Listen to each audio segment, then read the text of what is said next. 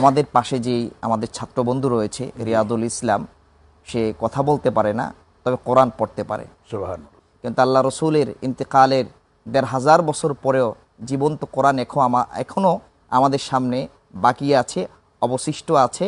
কিয়ামতের আগে পরেও সেই কোরআন থাকবে। তারই একটি অংশ হচ্ছে আমাদের ছাত্র রিয়াদুল ইসলাম। সে আমাদেরকে হাতের ইশারায় আজকে সূরাতুন নাস এটা ইশারার মাধ্যমে দেখাবে, এবং দর্শকদের বোঝার সুবিধার্থে আমি একটু বলে দেব যেন আমরা বুঝতে পারি। রিয়াদ, তুমি কোরআনুল কারীম থেকে তেলাওয়াত করো। বিসমিল্লাহির রহমানির রহিম। কুল আউযু বিরাব্বিন নাস মালিকিন